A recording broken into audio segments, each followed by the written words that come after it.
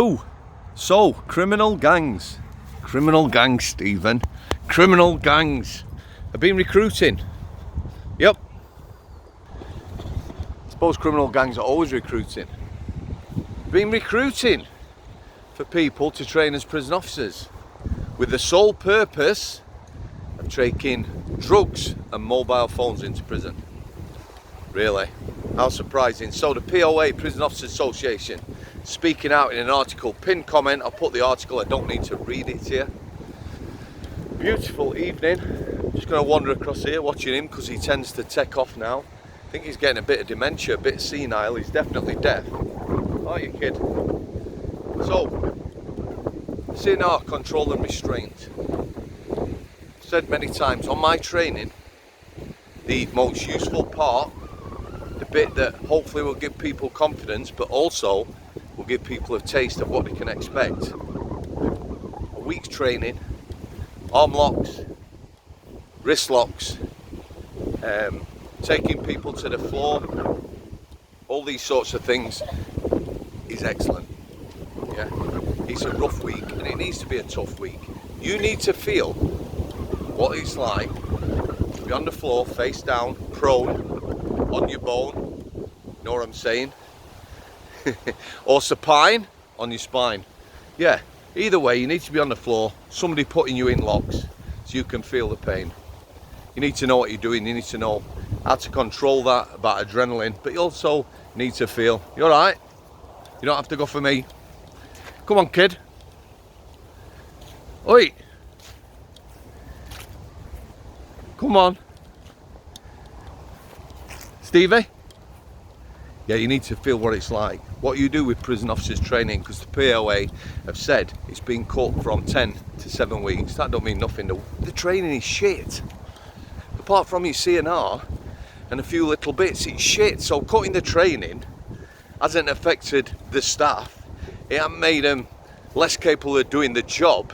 Most of them aren't capable of doing the job when they walk through the door. Yeah? So you get your trainees, first 2 weeks, CNR qualified. And here's the thing, I've told you, 2005 on my course, 3 staff on my course failed the CNR. Yeah, the instructor was brilliant. We spent extra time at the end of the day with them, in the dojo, on a mat, showing them how to do the moves. They were fucking shite. And they failed. Yeah, but they didn't fail. Because somebody from above said, we need staff, so they were passed off. They should have been out the door. You can't do your CNR, you don't pass it, you don't pass the scenarios at the end, which need to be tough, because you get kitted up. Yeah, and you go in a cell, and you fight with a prisoner with shield and full gear. And some of you played a prisoner as well, so you feel what it's like from that point of view. You can't do that, you're not tough enough, you're not up to the job, you get booted straight off the course. Yeah? Now, people are failing, people are refusing to do CNR and they're still being made prison officers. Anyone who wants to argue that and tell me that don't happen, I fucking know it does. So you train in the first 2 weeks. Once they've done the CNR, you give them a uniform, you don't get keys, yeah, till you've been fully checked and you've passed training. But they are CNR trained. You sign off their little book and then you put them in the prison straight away, every day. If there is anyone with experience, you put them with them. So this is new recruits I'm talking about. 2 weeks into job, you put them on a fucking landing in a uniform so they can see what happens, yeah? Them that shit themselves and are terrified, they're gone. Scary environment, no doubt it is. You get rid.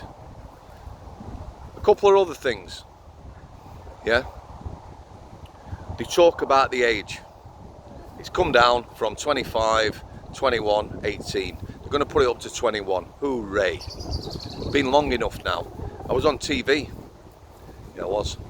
About 5 or 6 years ago saying, you know, you're employing people who are too young. So they're going to make it 21. That's a good move. I'm not going to slate that. I'm not here to bang everything they're talking about, but please don't talk about training as qualifying someone to be a prison officer. Don't do it. CNR trained 21 years. And I've already said this again. We'll get to the gang bit in a minute. People are recruited online. They do an online test, an interview online as it is. They want to go back to the old face-to-face. Well, I'm all for that. You don't need an online test. If young people are passing this test, but people of a certain age, families and that can't, and loads of people have messaged me, 30, 40, 50 years old, life experiences, can't get past the test, then you bin it and you do proper interviews. You don't need O-level certificates or anything like that. If you can read and write, yeah, you've got some life experience, I want you on the job. And putting people straight into prison, they'll get an understanding what that job's about. Right, let's talk on about the criminal gangs, recruiting people. It's not surprising to me, you know, get someone to do the training, online, whatever. If you've never been in trouble or whatever, you're going to pass, aren't you? Criminal history check or whatever, in you go, taking in drugs. Prisoners have been going from court knowing they're going to get a short sentence, 4 years, yeah? And they've been filling their backside with drugs. Now you can fill your backside with tobacco. Smoking ban in prisons for a long time. Tobacco is worth a mint. Spice, you can take it in. Prisoners have been going in for years. 3-month sentence make thousands. It happens. It shouldn't, but it does. Easy done. So the fact they're getting people in there, no surprise to me. They can recruit inside. People are naive. The POA talks about young people falling in love. You know, that's where a lot of the corruption comes from. Being naive, falling for people. Yeah? It happens. We've talked about that as well.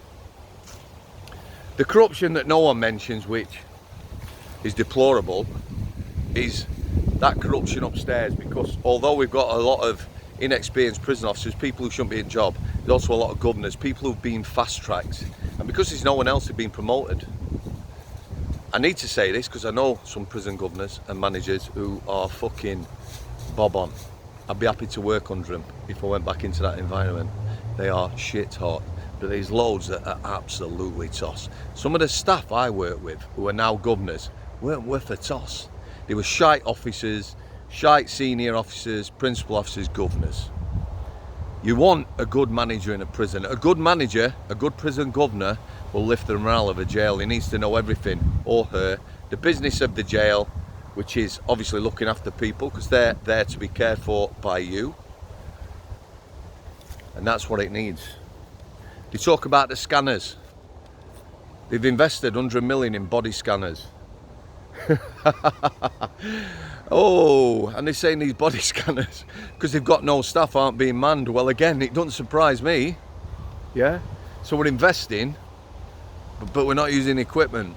That's not going to stop everything anyway. But it needs to get better. You need more staff. You need to get back to a regime, getting prisoners out, purposeful activity, and, you know, maybe we can go somewhere. But at least they're looking at things. Yeah?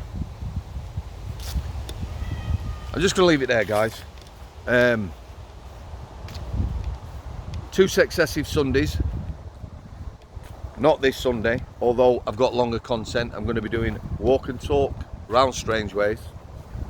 One of them I'm doing with Holly. She's an ex-prison governor, used to work there. I don't know how she feels about that. So we'll be doing that. Can't really walk and talk about Forest Bank Prison. It's just been in lockdown. I used to work there. Keith, who interviewed Walk and Talk around Strangeways just recently, he was in there 3 months ago. He knows what it's like. So we're going to do that one. And yeah, just like to thank you for your continued support. Thanks for being a great community. I'm really going to concentrate now, guys. Put a bit more time in, maybe a couple of days a week doing interviews, get out and about. And there's some people I'm going to chase for interviews who might have been on other people's podcasts, but I don't want to go over the same shit. I want to know some of these hardened criminals, you know, what it's been like for their family, what Christmas dinner's like, yeah, what they do in the school holidays, what they do when they were babysitting when they were younger, because not everyone is 100% criminal all of the time. Thanks for coming. God bless you all. I'll see you.